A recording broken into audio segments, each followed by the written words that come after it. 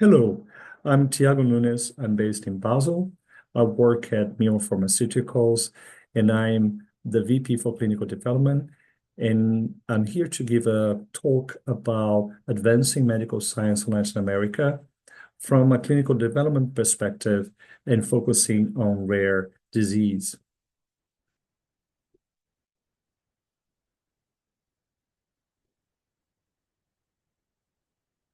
When it comes to rare indications, rare is the challenge, and why rare is the challenge.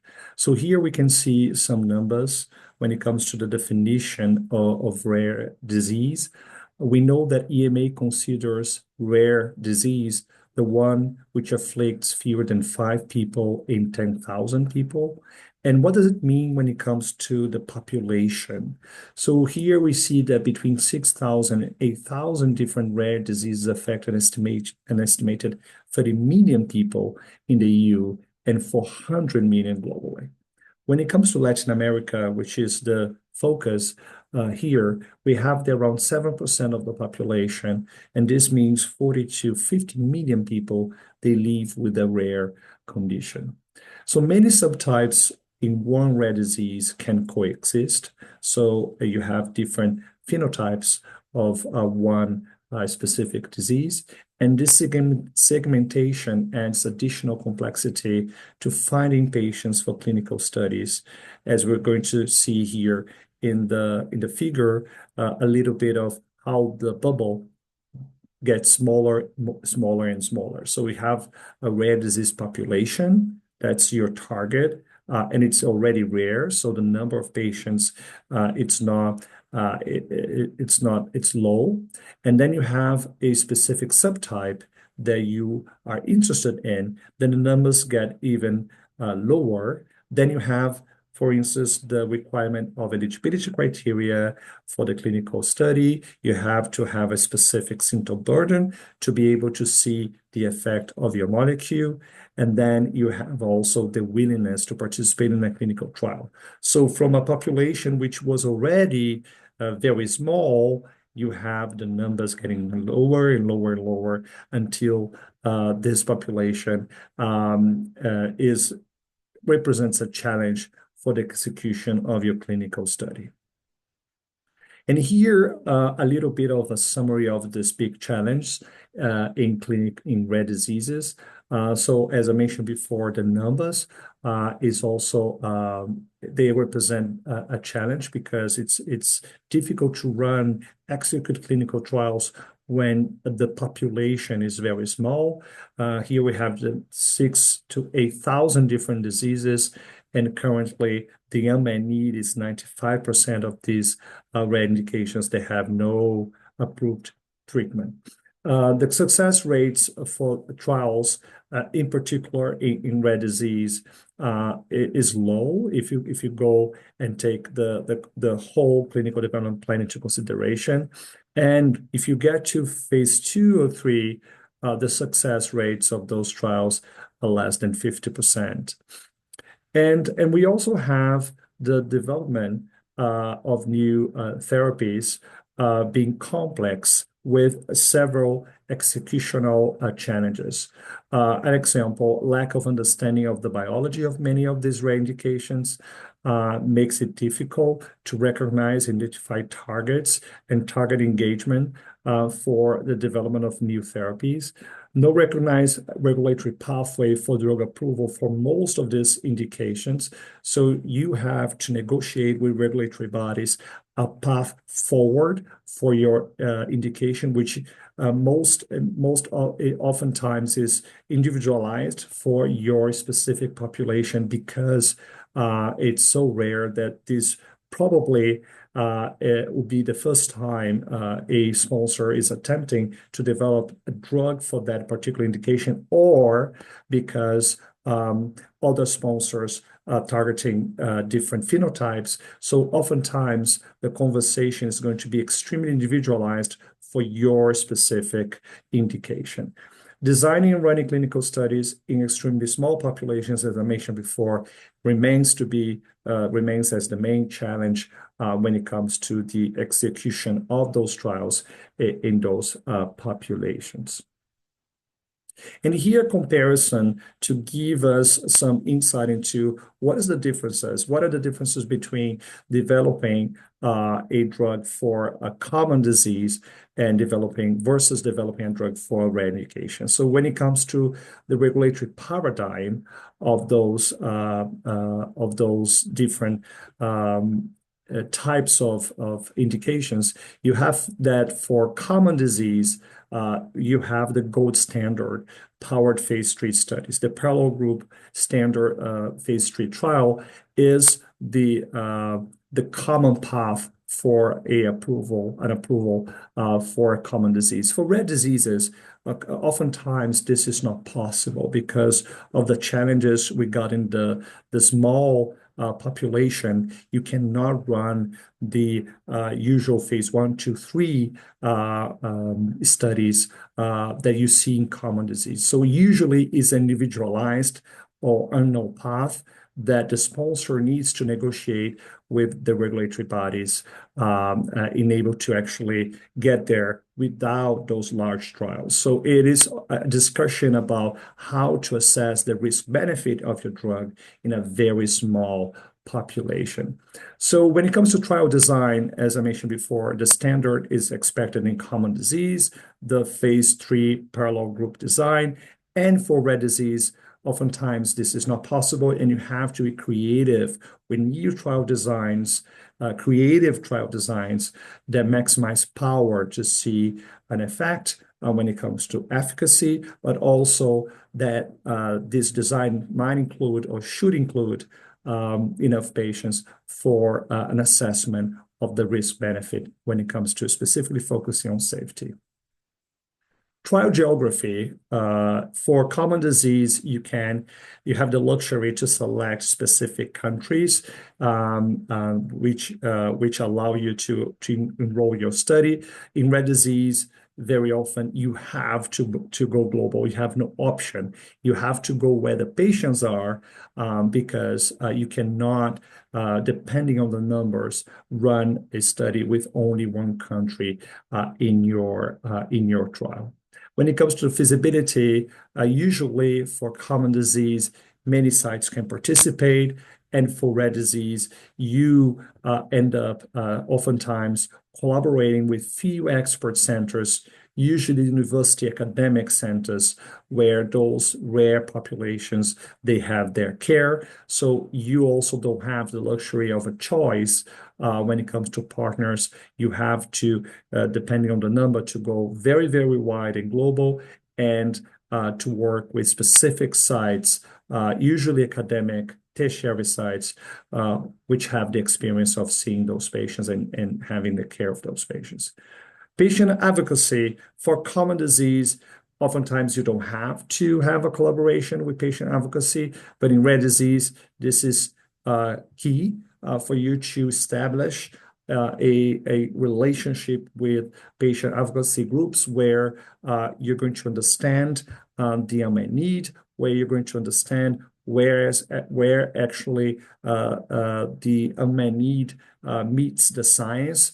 What I want to say by this, where can actually the development plan make sure that the unmet need from a patient perspective is being addressed, and also the patient advocacy groups will help and support the clinical development when it comes to this interaction with patients, trying to make sure that the population, the patients are aware of the clinical trials, and also participate actively if the sponsor is doing a great job. Participation in the clinical development plan when it comes to the design of the studies and how patients will perceive the clinical experiments when they are part of it. So the collaboration usually is very, very close in rare disease, and in common disease, not necessarily so close. And from the very beginning, it needs to happen.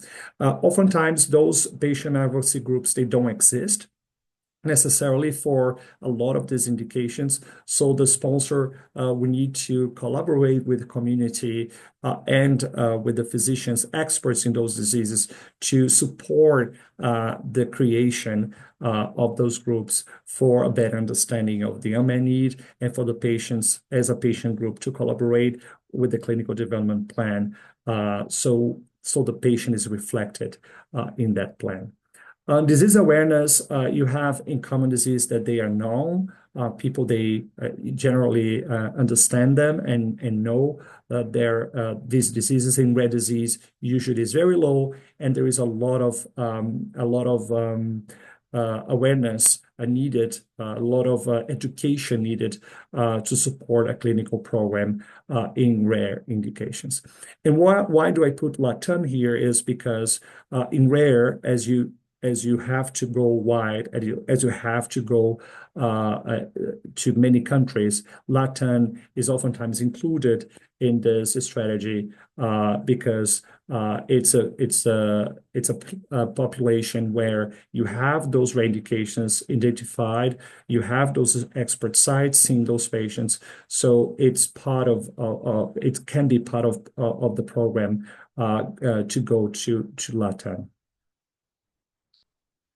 So as I mentioned before, it is a challenge to execute and plan clinical development in rare disease.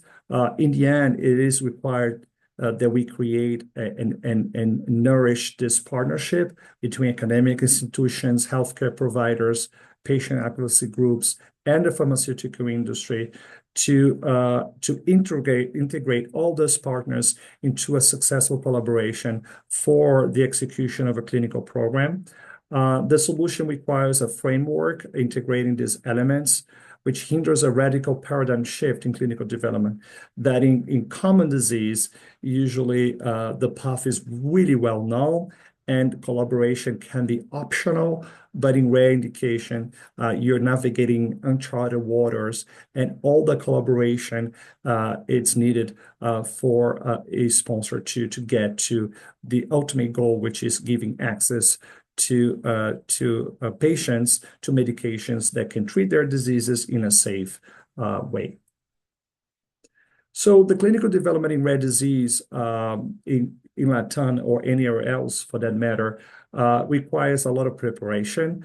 And here's some key points which are part of this fundamental preparation that is part of a clinical development in rare disease. The creation of academic, healthcare, industry, and patient advocacy community network, as I mentioned before. You ensure early interaction with regulators because of the path forward is not really, oftentimes is not known. Development of scientific plan to gain sufficient understanding of the rare disease, including natural history, prior to design of the clinical program. As I mentioned before, the collaboration with patient groups also can fulfill those gaps when it comes to understanding of the indication. But usually, if it's very rare and there is no prior complete understanding of a natural history, the sponsor needs to collaborate with academia to support and ensure that this natural history understanding is generated. Ensure vetted clinical evaluations tools ensure that they are available or developed. This is more related to the PROs. If the primary endpoint of your study in rare disease, it is a PRO, you need to make sure that this PRO is accepted by regulatory bodies, but also in some rare indications, the numbers allow you to validate those tools for that specific use.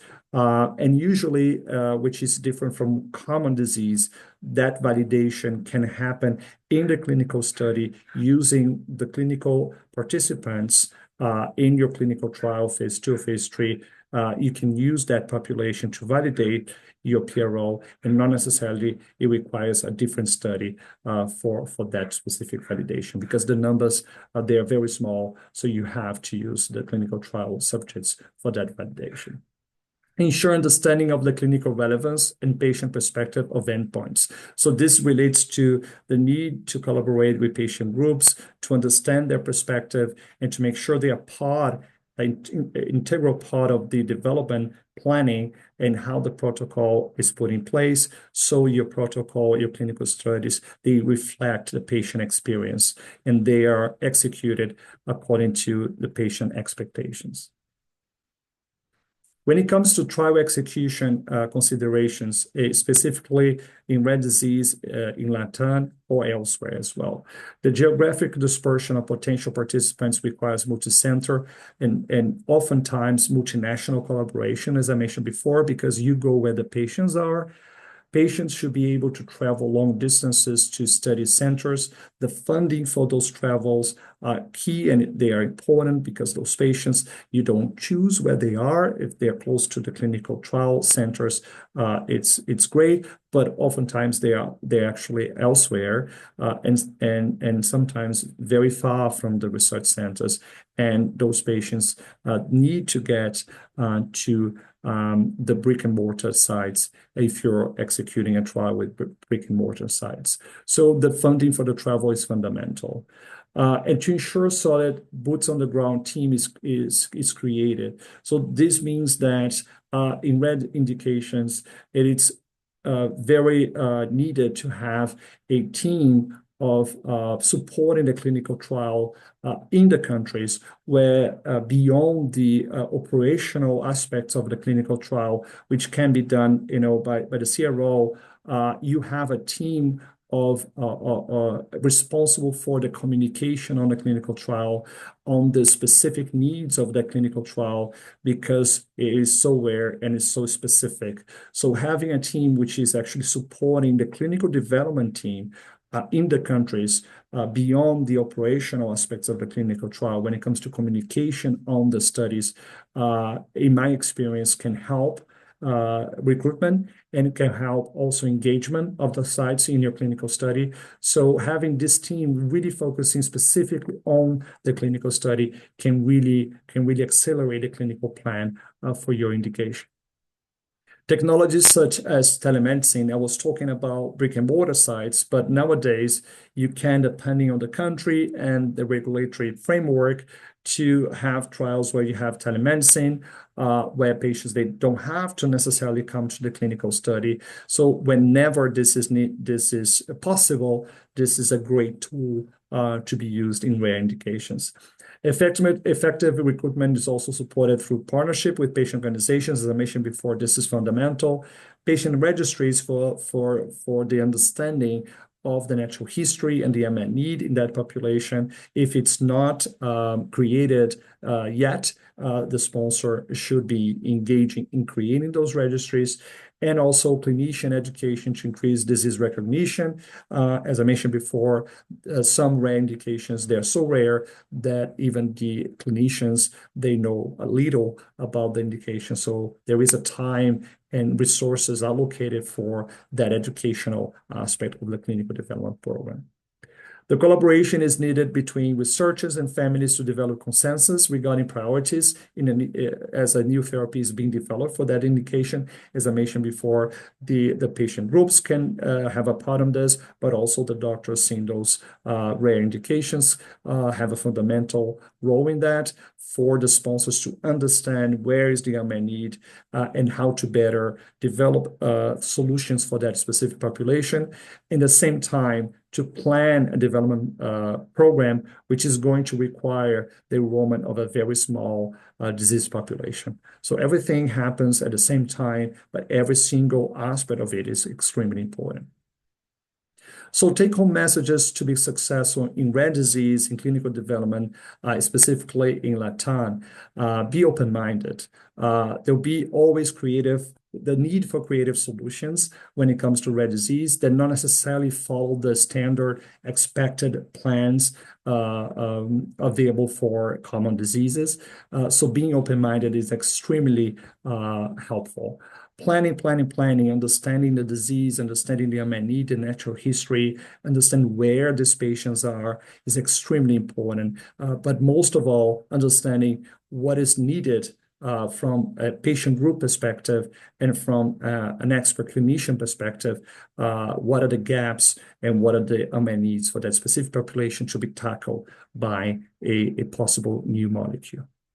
Build a solid network and have boots on the ground collaborators. As I mentioned before, this collaboration between regulatory bodies, patient groups, physicians, experts, and also the sponsor is extremely important for the successful development of a new molecule in rare disease. But having during the trial execution a team with care and close contact with the sites, helping them and guiding them in this development is extremely important. And quite often, those clinical sites where the patients are, they don't have experience in clinical trials. So it's fundamental to give them the support that they need to better execute the clinical study. Having always a patient-centric approach is also fundamental. As I mentioned before during this talk, having the patient groups in close collaboration with the sponsor and understanding the unmet need and from a patient perspective is key here for the success. Also having the patient groups participating in the planning and execution of the clinical trials is extremely important. So I finished here with a little bit of information about myself. You can contact me via email. Let's have further conversations about rare disease and clinical development in this specific area. Thank you for your attention. Have a great day.